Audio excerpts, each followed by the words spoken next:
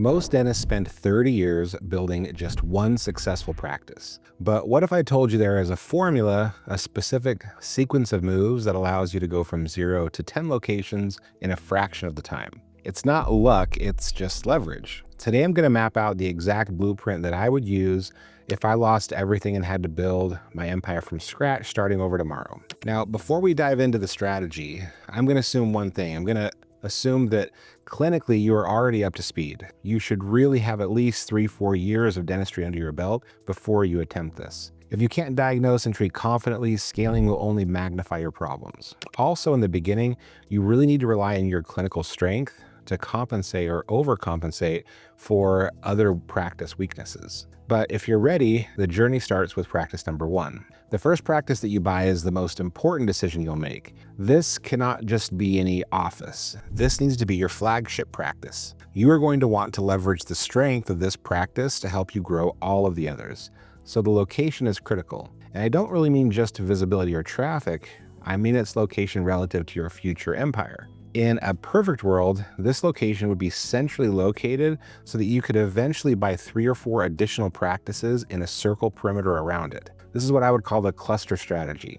When you are planning in the very beginning, you have to start with the end in mind. I have found that it is best to cluster at least 3 practices together, but ideally you shoot for 3 to 5. You want them close enough to leverage each other, but far enough away, maybe 15 or 20 minutes so that you're not cannibalizing your own patient base. So why do we want this cluster? What do I mean by leveraging these practices? Well, your flagship location is going to be the mothership. In the beginning, you can't afford a cone beam or a wheel in every satellite office. So you put the high-tech equipment in the flagship. You refer patients from your smaller offices to the main hub for scans or complex procedures. You can also centralize your lab services there, but more importantly, you leverage your human capital. Let's say that you are the rockstar doctor in the flagship, or maybe you have a specialist coming in a few days a month. If an associate in a satellite practice gets into trouble with the procedure or isn't capable of doing a complex case, they can keep it in the family by referring it to the flagship. It also creates a safety net for staffing. If you have a cluster of 5 practices and a hygienist calls in sick at location number 2, it is much easier to shift a staff member over from location 1 than it is to get a temp. You kind of create your own ecosystem where the offices support each other. In a perfect world, your flagship office should even have extra physical space for training. If you position this correctly, you can host your monthly doctor meetings and staff trainings right there in the hub. It keeps your culture all synced up. And of course, this goes without saying, but your flagship must be in an area with fantastic demographics. If you want to grow quickly, do not buy in a dying town. You need to focus 100% on an area with massive population growth. You need the wind at your back. Now, let's talk about the money, because financing this growth is incredibly important. On your first location, it is critical that you buy something where you can grow the equity quickly. All your future funding depends on your debt to equity ratio. So let me explain how the math works on this, because this is the secret to scaling without using any of your own cash. Let's say that you find a practice doing $500,000 a year in production. You buy it for $400,000. Every bank is different, but generally a bank will have a requirement that you cannot have more than 65% debt compared to your total practice value. When you buy that practice for $400,000 on day 1, you own 80% of your annual revenue. You're tapped out. The bank's not going to lend you any more money yet. So to buy practice number 2, you have to change that ratio. You have to go into that practice and double the revenue so that your annual collections are now $1 million. That math changes everything. Let's say a year has gone by, you double the revenue to $1 million, and you paid down the debt to $350,000. Now you owe $350,000 on a business producing $1 million. Your debt ratio is 35%. You are way below the threshold. Now you can go back to the bank, you find another practice, and let's say it's doing $1 million a year. You figure out what the bank will lend you, you add it all up. The total revenue of both practices would be $2 million. If you stay under that 65% ratio, the bank might be willing to lend you up to $1.3 million total debt. And since you already owe $350,000, you have almost $1 million of lending power available. You could buy that second practice with no money down, purely based on the equity performance of the first one. This gives you an idea of how fast you can grow if you know the rules. If you want to keep buying, you either have to aggressively pay down debt or aggressively increase revenue to build equity. In my experience, you should be able to find a local bank that will finance the first 2, maybe 3 practices. After that, you will likely outgrow them. That is actually a good thing. The reality is that there are other banks in your area that want your business. They see you growing. They will be willing to refinance your first 2 practices and lend you the money for 2 more just to steal you away from the competition. Playing banks against each other is an effective way to get more financing.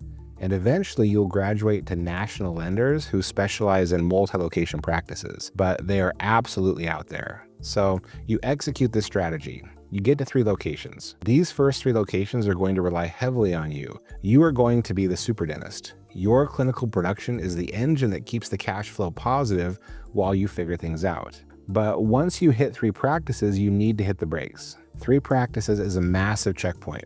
You stop growing, you stop looking for practices. You have to stabilize. You can't move on to the 4th practice until you have systems that are streamlined, and most importantly, you have a really good regional manager. You need someone who can take the administrative burden off of your plate. You don't want to go any further than this until you are 100% ready, because any dysfunction that you have at 3 practices will be drastically amplified at 5 practices. Once you are stable, you have your systems in place, and your regional manager is effective, then you can complete the cluster. Then you can grow, let's say, to 5. I personally don't like having a regional manager in charge of more than 5 practices. I want them to be physically present in every practice at least 1 full day per week. If they manage more than 5, they lose touch with the culture of the practice. Now you're at the 5 practices. Then the game changes again.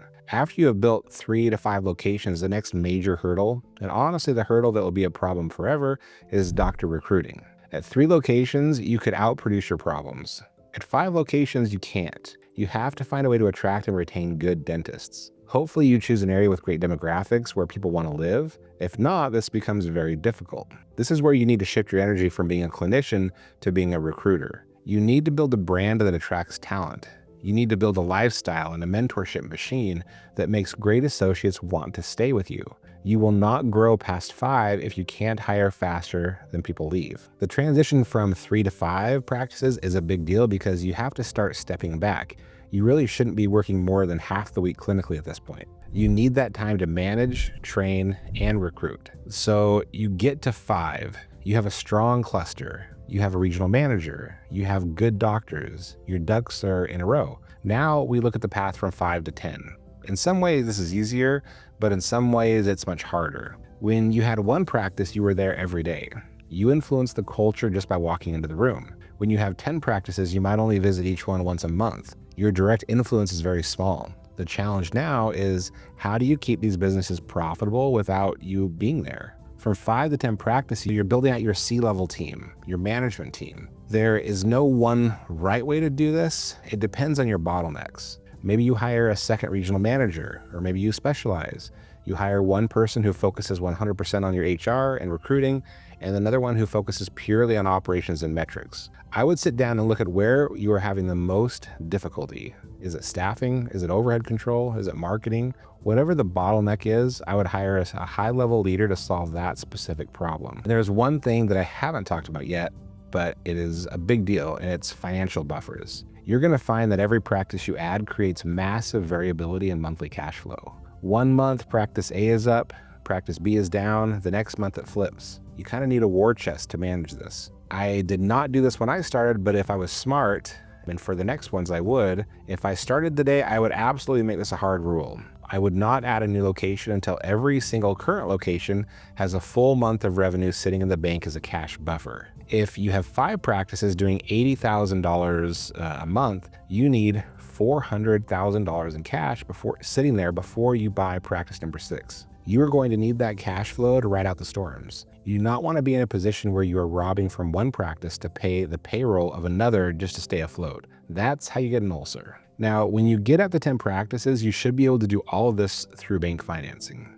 Now, please listen to me on this. You do not need private equity. Do not go that route too early, if actually you never should. It's usually a horrible decision for the dentist who wants to build real wealth. Keep the equity, keep the control. Now, by the time you get to 10 practices, you should have most of your functions built out and managed by strong leaders. You have a marketing director, you have an HR director, a doctor recruiter. At this point, you almost don't even need to be in the practices. You are the CEO. You are looking at the dashboard, guiding the vision and letting your team run the play. If you decide to grow past 10, it actually keeps getting easier. However, that is assuming that you didn't build a house of cards. Most people, when they try to go fast, they can't maintain the culture.